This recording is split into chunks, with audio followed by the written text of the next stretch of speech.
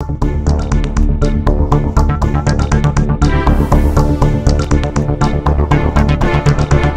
a great question you asked me. Could I respond to that by asking another?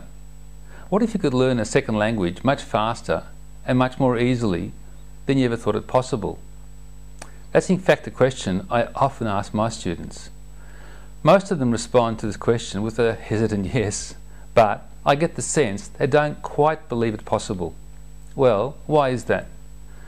Well, most language learners' experiences in learning a second language, whether it be at school or later on, tell them the exact opposite.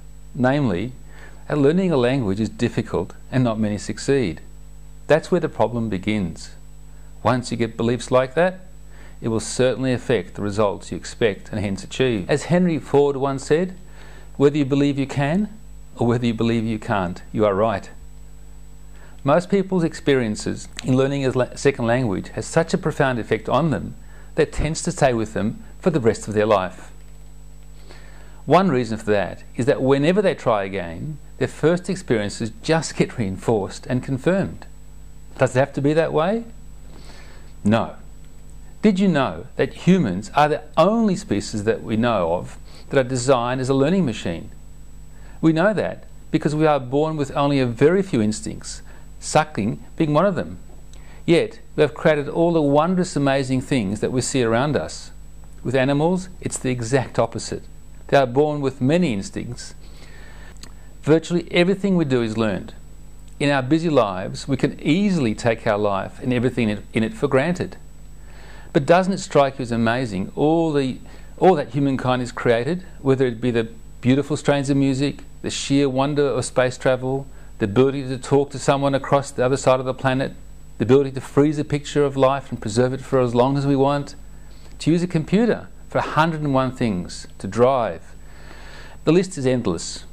And all that someone created at some point in time, and we learn to use or enjoy their creations. And we too can create wondrous things. And we do all the time, really. Fundamentally, all of us are the same. The variations between us are small, but the small differences can result in large differences in terms of what we think and do.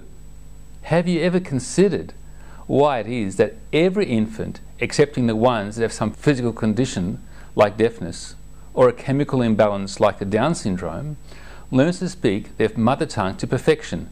That is, at least to the level of the environment they are brought up in. So, we have all proved that we could learn the most difficult language, our first. Why do I say that our first language is the most difficult? Because it is the first, and we start with no language or ideas at all. But we learn the verbs, the tenses, the conjugations, the exceptions, the intonations, etc., etc. And that's not to mention learning the mental functioning that is created alongside the language. In doing this, we have proven beyond a shadow of a doubt that we are amazing learners. Then why is it that in most countries, most students who are required to learn a second language are not successful? In Australia, the rates are pretty terrible. Learning a foreign language is compulsory in Year 7 and Year 8, but only a few % go on to Year 12.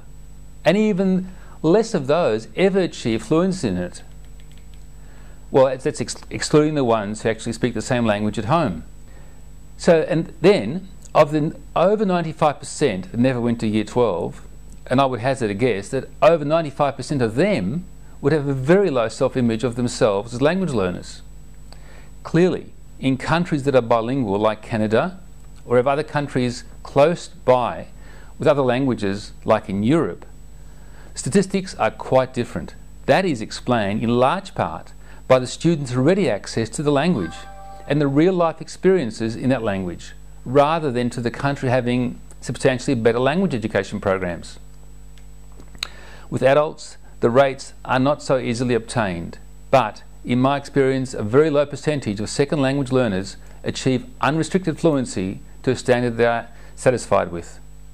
Then why is it that we started off having great learning skills as infants, but as adults, most people struggle to learn a second language? The most common answers that I have from people to that question is that either I have no talent for it, or, a variation on the theme, I'm no good at learning languages. That is an understandable response, but one that does get us nowhere in trying to understand why we are able to learn our first language with such ease, but mostly fall over miserably in a second. What my thoughts on the matter are, is that if you are given a screwdriver to knock in a nail, after some time of trying to hammer in the nail, of course you will conclude you have not much talent for hammering. Well, clearly the problem here is not your talent, your skill, your determination or your intellect. The problem is the tool you were given. Learning languages is exactly the same. If you are given the wrong tools and get the wrong understandings, then you may well conclude after trying that you are not talented. Of course there are other factors at work, but this simple example gets to the heart of the problem. You might ask, why is it that some learners do succeed? Well, they do succeed and appear talented for diverse reasons. The essential one being that they have figured out what they have to do to learn a second language. If you ask them, they probably will not be able to explain what they do or why they are successful, in the same way as you ask someone how they learn to cook so well. But what is clear is that they do something differently to what others do.